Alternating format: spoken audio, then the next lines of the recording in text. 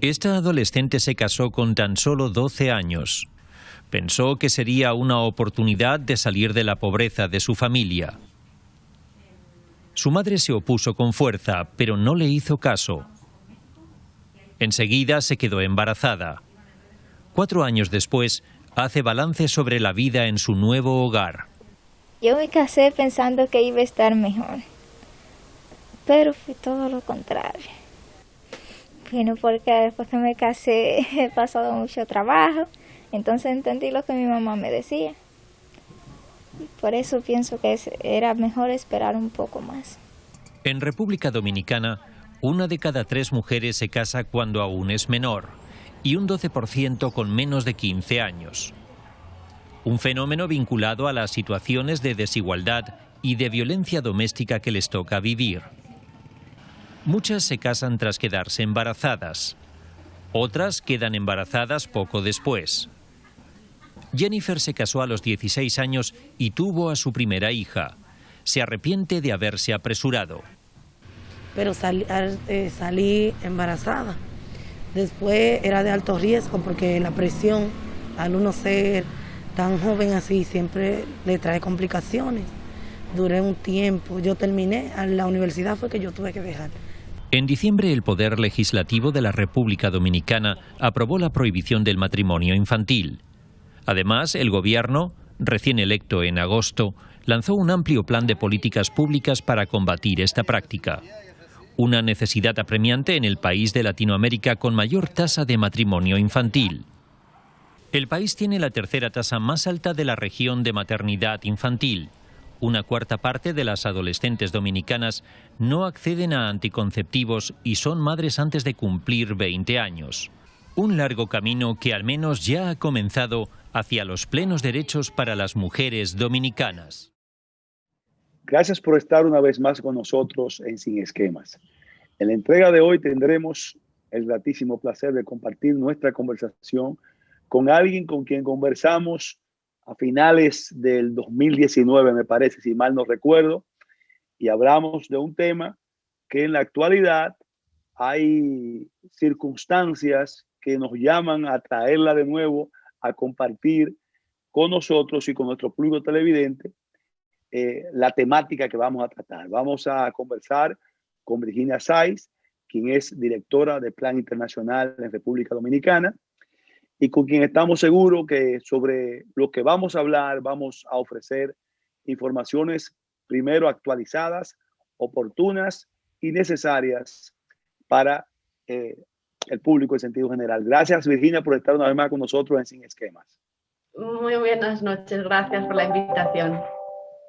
Bueno, vamos a entrar en materia seguido, Virginia. Aquella vez cuando conversamos, hablábamos de un tema dramático, lo que tenía que ver en aquel entonces. Hablamos de muchas cosas, pero nos enfocamos principalmente en lo que se refería al matrimonio de niñas y adolescentes, al embarazo de niñas y adolescentes, en circunstancias, reitero, diferentes a la de hoy en día, por lo menos en términos de marco legal. Porque en la actualidad contamos con una ley, yo no quiero llamarle un papel, sino con una ley que por lo menos ya por fin asumió la prohibición de este tema tan difícil, tan, reitero, tan dramático y de manera muy específica para nuestro país, porque ocupábamos o seguimos ocupando uno de los peores lugares en el mundo. Incluso me acuerdo aquella vez llegaste a compararnos, no porque tú no lo digas, sino porque son las cifras estadísticas con países del continente africano en términos de la situación nuestra aquí. Vamos empezando por esa parte. ¿Qué nos podría decir, Virginia, sobre la aprobación de la ley que acabamos de aprobar? ¿En qué cambia de manera inmediata, por lo menos las expectativas de esta problemática? Vamos a empezar por ahí. Y segundo, ¿qué falta? ¿Qué se ha aplicado ya? ¿Hacia dónde vamos? Y otras cosas más que en la conversación estoy seguro que van a surgir como tema de importancia. Excelente, muchísimas gracias Alberto de nuevo por la oportunidad. Yo creo que estamos en un momento, podríamos decir, casi histórico, ¿no? Lo que ha estado sucediendo en los últimos meses del 2020 es algo de lo que como país debemos estar orgullosos. Nosotros desde Plan Internacional, realmente los 3 últimos años, todos nuestros esfuerzos de campañas de comunicación, de influencia, estaban orientados a que hubiera un marco legal que por lo menos dijera que el Estado no quería ser cómplice del matrimonio infantil. Entonces, el hecho de que el presidente incluso llegara a convocar a todas las fuerzas políticas del país, a todos sus ministros, para decir que el matrimonio infantil era una prioridad para el país, es algo de lo que realmente podemos estar muy contentos y contentas. Bueno. Ahora bien, la ley era la cosa más sencilla para resolver. Dentro de la complejidad de la situación de matrimonio infantil, la ley era realmente el primer paso, era el paso más sencillo y era simplemente decir no queremos seguir tolerando, por lo menos de forma legal, los matrimonios infantiles en República Dominicana. Por eso consideramos que es un hito, es un paso importante, pero no va a cambiar la situación. El hecho de que haya una ley, si a mí me preguntas cuál es el logro más grande, aparte de que exista la ley, es sobre todo la movilización pública que se ha conseguido al respecto. El hecho de que hemos conseguido que todo un país se movilice y diga que no queremos tener matrimonio infantil en República Dominicana, es un éxito, es muy importante. Entonces, tenemos la población concienciada sobre que existe el problema. Tenemos una ley, pero ahora falta el trabajo grande, que es realmente un trabajo de cambiar esa cultura y esos comportamientos que perpetúan y que toleran y que lo llevan haciendo desde generaciones el matrimonio infantil en el país. Virginia, ¿tú trabajaste de manera directa o por lo que significa Plan Internacional en la confección y en la aprobación de esa ley? ¿Entiendes tú que por lo menos el marco legal incluyó los aspectos desde el punto de vista de marco legal necesarios o se quedaron algunas cosas? Es una ley muy sencilla, es una ley muy básica, es una ley que obviamente todavía hay que darle forma, hay que darle apoyo con mecanismos legales que hagan que se cumpla. Pero lo importante está ahí, lo importante es que no se permitan las excepciones. Eso era lo que nosotros pedíamos, sobre todo desde la sociedad civil, era que no hubiera excepciones. Es cierto que en muchos países el matrimonio se permite cuando tienes 16 o cuando tienes 15, con esas excepciones. Nosotros considerábamos que Dominicana no se lo podía permitir, porque es una cultura que lo está ejerciendo de forma práctica. Una cosa es que surja en contextos donde hay una excepción, pero en este país es algo que se hace de forma habitual y sobre todo también teniendo en cuenta que la mayoría no son ni siquiera matrimonios legales, la mayoría de esas uniones son uniones informales que se van a seguir dando. Virginia, vamos a entrar quizá en un aspecto un poquito más macro, tomando en cuenta que tenemos lo que tú acabas de señalar, por lo menos lo más sencillo, el marco legal.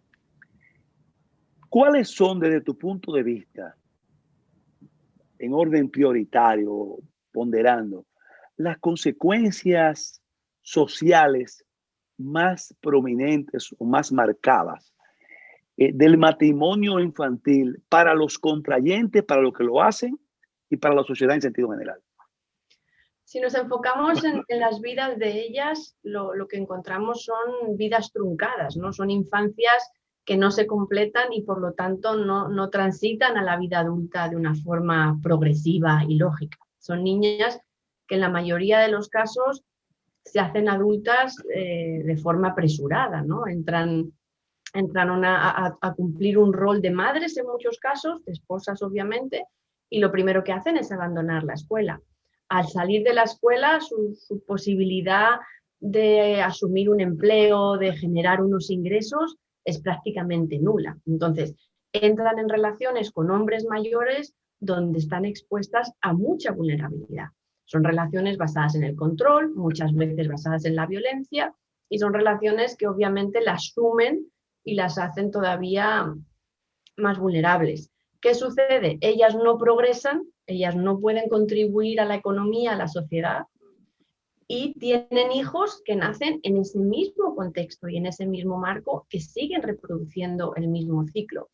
La realidad, además, de estas niñas que se unen a edad temprana es que estas historias, estos matrimonios, en la mayoría de los casos no prosperan, o sea, no son historias de amor románticas que triunfan, son niñas que pasan con un hombre adulto y unos meses viven con él, tienen un hijo y al cabo de un tiempo pasan a otro hombre buscando otra oportunidad.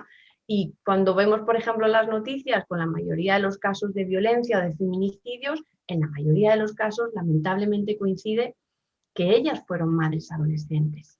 Claro. Entonces hay una lógica ahí muy peligrosa. Y cuando hablamos del impacto de la sociedad, pues imagínate un porcentaje de la sociedad que es nulo, que no puede contribuir, que la única preocupación que tiene es buscar comida, leche y pampers para sus hijos, ¿no? Y ver de qué forma van a seguir subsistiendo. Y la única forma, lamentablemente, que la sociedad les da para subsistir es pasar de un hombre a otro.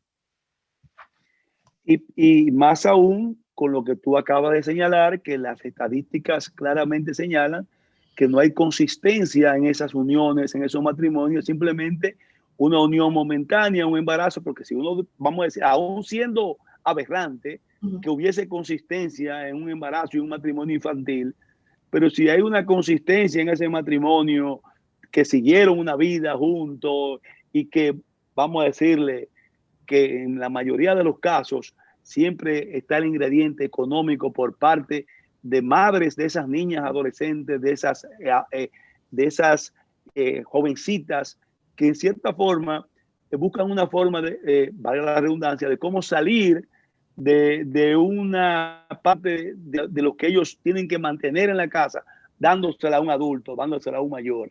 Pero ¿qué sucede? Se da el matrimonio, se da el embarazo, y hay una ruptura y ni se resuelve. Se da la aberración y tampoco se resuelve la parte económica, en ningún sentido. Así es, así es. Y hay una complicidad, como estabas mencionando, de los progenitores, ¿no? En la mayoría de los casos es con la autorización de una madre o de un padre que de alguna manera incentivan esa salida, ¿no? Con esa famosa frase de llévatela, ¿no? Esa muchacha es tuya, ¿no? Entonces, por quitarte de una boca que alimentar.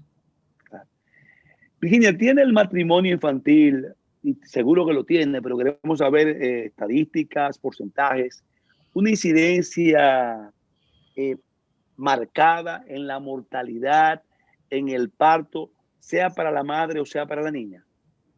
Sí. O para el niño. Sí, si vemos los números en cuanto a las estadísticas por ejemplo, de la mortalidad materno-infantil, coincide que hay una mayor, los números son más elevados con madres adolescentes. O sea, recordemos que las niñas, las adolescentes están todavía en proceso de desarrollo. Entonces, cuando tienes un cuerpo de 13, 14 años, 15 años, que va a dar a luz, incluso tenemos muchos casos de niñas de 17 años que ya han tenido 2 y 3 hijos.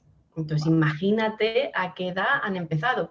No es solo un tema de la preparación física de sus cuerpos, sino también de las condiciones y de la preparación que tienen para hacerse cargo de esos niños. O sea, el criar un bebé. Y lógicamente la condición emocional también, que no tienen ningún tipo de madurez emocional para el manejo de esa situación. Totalmente, y este siempre ha sido uno de nuestros mensajes claves cuando hemos estado haciendo la campaña, ¿no? De alguna manera las vemos capaces para criar, para ser esposas, pero sin embargo no las consideramos capaces para una serie de derechos básicos como puede ser conducir o beber alcohol o comprarse una propiedad, ¿no? Son adultas para unas cosas pero no para otras. Entonces vemos que obviamente tiene un impacto en todo lo que es la crianza y la salud física y mental de estas adolescentes. Virginia, en muchas ocasiones oímos diferentes términos. Quisiéramos que tú nos aclararas. Cuando oímos personas que dicen matrimonio infantil, otros dicen matrimonio precoz, otros hablan de matrimonio forzado. ¿Hay una diferencia en esas tres cosas o simplemente son términos de lo mismo? Mira, nosotros desde Plan Internacional hemos querido allanar mucho la conversación porque nuestro objetivo era que la gente entendiera que hay una problemática y es que hay niñas menores de edad y adolescentes que están uniéndose y casándose con hombres adultos. Desde ese punto de vista, para nosotros, yo siempre decía, llamadle como queráis, llamadle como queráis. El matrimonio forzado en el sentido de que aunque a veces dicen, no, pero ella quería, ella estaba enamorado de él, estamos hablando de una condición de inequidad y donde el poder no es igual. Es un adulto que sabe muy bien lo que quiere y es una menor de edad que de alguna manera se le está diciendo lo que debe de querer. Entonces es un matrimonio forzado. Es precoz, obviamente, porque implica que hay una menor y se utilizó, en Dominicana utilizamos el término matrimonio infantil de alguna manera para hacerlo incluso más llamativo y que a la gente le doliera. En muchas ocasiones siempre nos dicen, bueno, es que ella no parece una niña, parece una mujer. Bueno, tiene 16 años, pero sigue siendo una niña. Podrá tener el cuerpo de una mujer, pero sigue siendo una niña, sigue estando en la edad... O sea, en desarrollo. De desarrollo, de 0 a 18 años, estamos hablando de niñez. Entonces, en ese caso, para nosotros los términos... No queríamos que la discusión, sobre todo cuando entramos en el terreno legal, se perdiera por los términos. Lo que queríamos era que no hubiera excepciones a ese matrimonio.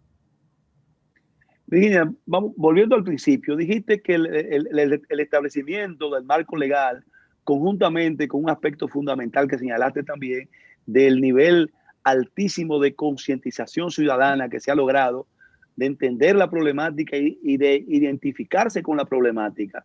Son dos aspectos importantes, pero el caso segundo, el de la concientización, fue más difícil que el propio marco legal, en cierta forma, porque el marco legal me acaba de decir que es algo sencillo, en cierta forma, pero ¿qué nos falta? O sea, con el marco legal, con la concientización, ¿cuáles son los pasos que debemos seguir dando de manera tal que logremos a un ritmo acelerado, si no erradicar rápidamente, totalmente esta aberración, irla reduciendo y proyectarnos en el tiempo a corto, mediano plazo, en que la llevemos, si no a cero, a la mínima expresión? Exacto. Bueno, realmente lo que nos falta es el trabajo grueso, es el trabajo complicado. Y si lo ponemos un poco por fases, primero lo más importante es que como país no bajemos la guardia y no nos relajemos en el sentido de que el matrimonio infantil no está resuelto. O sea, para mí eso es un mensaje muy importante. Tenemos una ley que hay que aplicar, pero tenemos una cultura que sigue todos los días tolerando ese tipo de uniones. Entonces, es muy importante que a nivel de trabajo se siga haciendo un trabajo de conciencia, de campañas desde los medios de comunicación, desde las comunidades, desde el Estado, en que el matrimonio infantil existe, es una realidad y tenemos que seguir manteniéndolo relevante y vivo para poder acabar con él. Segundo, es necesario que el Estado comience la implementación de los planes ya existentes. Hay un plan nacional para acabar con el matrimonio infantil y hay otro para acabar con el embarazo de adolescentes. Esos planes están elaborados, están diseñados, son planes muy ambiciosos, pero necesitan ser ejecutados y para ser ejecutados necesitan dinero. Y eso es uno de los momentos claves que ahora mismo le toca al actual gobierno, es presupuestar esos planes nacionales. Y luego es entrar en una serie de programas y proyectos que acompañen desde la crianza hasta la transición a la vida adulta a los jóvenes. En el caso de Plan Internacional, nosotros, nuestro expertise ahora mismo es todo lo que tiene que ver con resolver matrimonio infantil y embarazo. Y para ello trabajamos desde proyectos de primera infancia con temas de crianza, porque todo lo que tiene que ver con inculcar una cultura que no fomente el matrimonio infantil, que no fomente la violencia, empieza en la infancia. Entonces nosotros trabajamos muy de cerca con las familias y con los menores de edad. Y luego hay otra serie de proyectos que tenemos para todo lo que tiene que ver con la información para las adolescentes y los adolescentes, del tipo de decisiones que tienen que hacer en la vida, del tipo de información sobre sus derechos sexuales y reproductivos, sobre qué decisiones tomar. Y obviamente hay programas que también tenemos que son muy importantes para complementar todo esto, que es lo que tiene que ver con el empoderamiento económico. Muchas de estas jóvenes se involucran en relaciones con adultos por falta de oportunidades de crecimiento y de empleo. Entonces, son programas complejos, pero son programas efectivos, ¿no?, que resuelven, y obviamente combinado con todos unos proyectos que miren el sistema de protección de este país. Hay ahora mismo instituciones del Estado, como CONANI, que están encargadas de eso, pero hay que fortalecer esas redes que están en las comunidades, en los barrios, mirando qué sucede y qué no sucede, qué es abuso y qué no es abuso. La mayoría de los abusos están pasando delante de nuestros ojos y solo nos damos cuenta cuando salen en la tele, pero los habíamos visto, estaban ahí.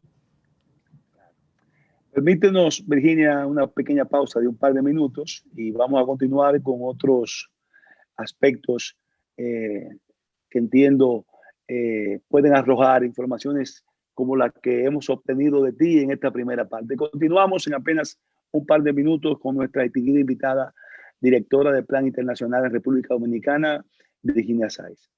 El mismo día de la boda, mi mamá poniéndome la tiara, me dijo, si cuando te pregunten que si tú aceptas casarte con él, tú dices que no.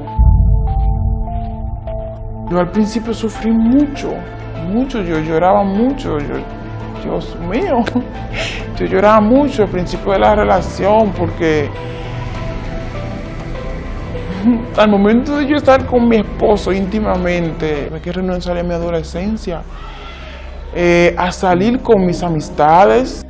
Yo continué con él hasta que el niño nació. Cuando el niño nació yo tenía 17, luego después la relación nos separamos. Fue bien difícil para mí y con una barriga bastante grande y primera vez que estaba embarazada y sin nadie alrededor de mi familia. Era un embarazo de 2 niños, fue de alto riesgo, muchas complicaciones, así, al fin que ya cumpliendo casi los 8 meses se me presentó un parto. Me hicieron una cesárea, se salvó solo uno de los 2 bebés. Tuve que renunciar a mi estudio durante 2 años. Tuve que terminar el bachillerato prácticamente en informar. Yo me sentía como que si vivía como un secuestro, pero conociendo el secuestrador.